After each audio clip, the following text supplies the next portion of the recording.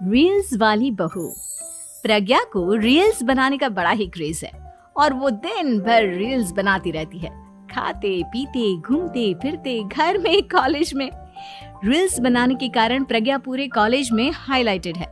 जहां उसकी रील्स सभी को पसंद आते हैं, वहीं मनीषा चिंता में डूबी रहती है। एक रोज जब खाते हुए प्रज्ञा रील्स बना रही होती है, तब मनीषा कहती है, 1 मिनट भी चैन नहीं है इस लड़की को।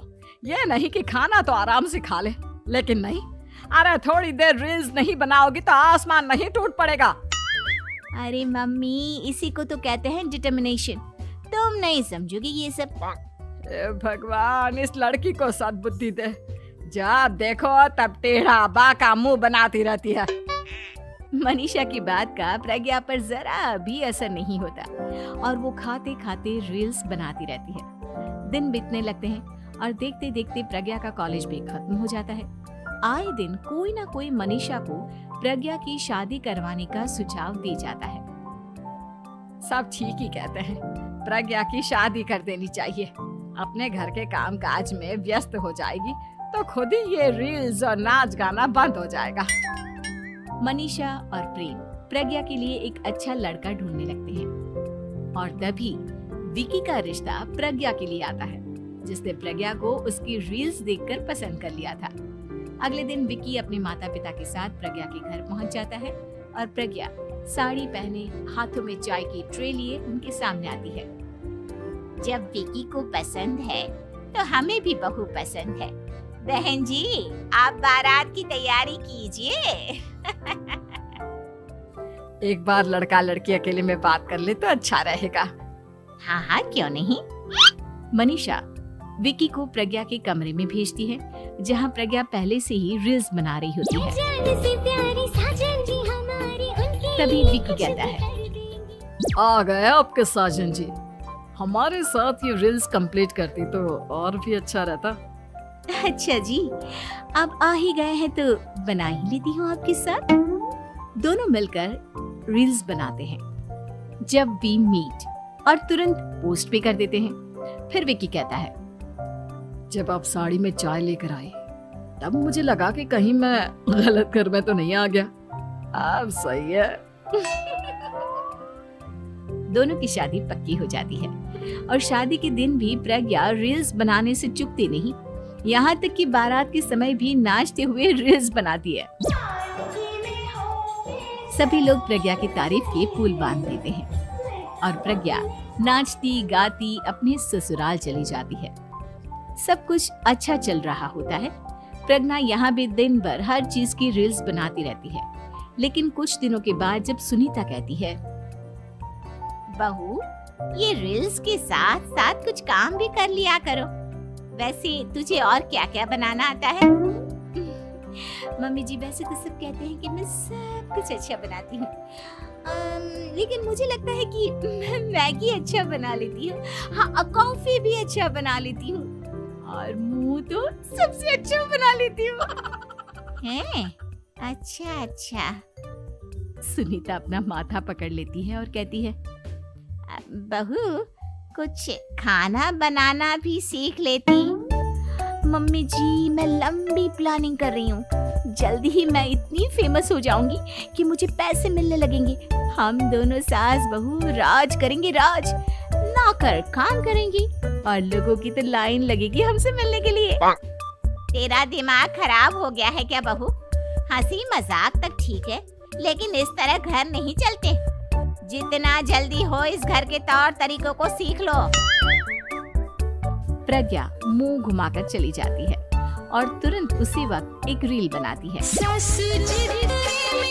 ये देख सुनीता का गुस्सा 7वें आसमान पर चला जाता है और विकी के घर आती ही सुनीता उसे सब कुछ बताती है। विकी भी अब प्रज्ञा की इन हरकतों से परेशान हो जाता है। तुम टेंशन मत लो मम्मा, मैं देख लूंगा। विकी कमरे में जाता है तो देखता है कि प्रज्ञा रील्स बना रही है। विकी बड़े ही प्यार से प्रज्ञा से कहता है, प्रज्ञा, इन सब के लिए मैं तुम्हें मना नहीं कर रहा हूँ, लेकिन फिर भी हर वक्त तो ये अच्छा नहीं लगता ना। समझने की कोशिश करो, मुझे भी तुम्हारा थोड़ा वक्त चाहिए। मैं जब ऑफिस से आता हूँ तो मुझे समय देने की जगह इसी में लगी रहती है। तुम ज्यादा ही सोच रहे हो। तुम भी मेरे साथ रील्स बनाओ ना, तुम्हें भी बहुत अच्छा लगेगा। तुम्हें इज्जत से कोई बात समझ में नहीं आती क्या? दिमाग खराब हो गया है तुम्हारा इस चकाचौंध से। अगर तुमने अपना रवैया नहीं बदला तो मैं तुमसे दूर चला जाऊंगा।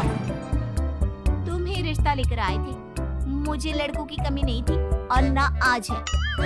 विकी दरवाजा पटक कर चला जाता है। धीरे धीरे विकी प्रज्ञा से दूर होता जाता है।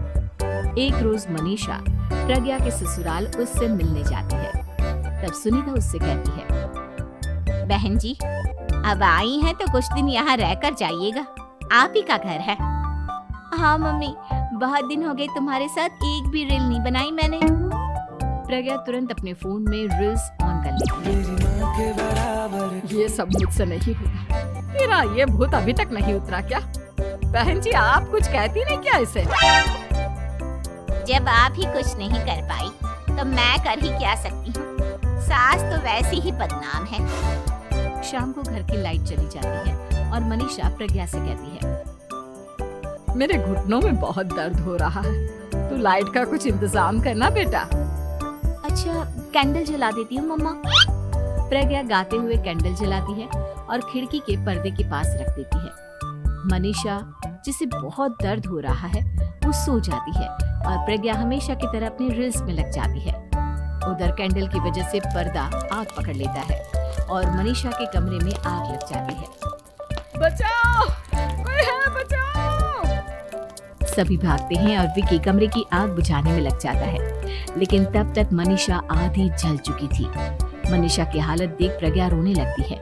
विकी मनीषा को तुरंत हॉस्पिटल ले जाता है और उसे एडमिट कराता है। विकी प्रज्ञा से कहता है, देख लिया ना, तुम्हारे इस नाच गाने की वजह से आज तुम्हारी माँ की जान जाते जाते रह गई। अब पता नहीं तुम और क्या चाहती हो। उधर डॉक्टर कहते हैं, इनकी हालत बहुत नाजुक है, आधे से ज्यादा जल चुकी है। प्रज्ञा रोती हुई मंदिर में जाती है और भगवान के आगे जाकर कहती है, भगवान मेरी माँ को ठीक कर दो, मैं कसम खाती हूँ हाथ से ये रील्स बनाना छोड़ दूंगी, बस मुझे मेरी माँ वापस मिल जाए। 2 दिन बीत जाते हैं और मनीषा खतरे से बाहर आ जाती है। पेशेंट अब ठीक है, आप लोग उनसे मिल सकते हो। सब कोई मनीषा से मिलता है और प्रज्ञा सबके सामने अपना फोन तोड़ देती है। मुझे माफ कर दो मम्मा, मैंने तुम लोगों की बातों को नजरअंदाज किया। बेटा कोई भी चीज जरूरत से ज्यादा खराब है।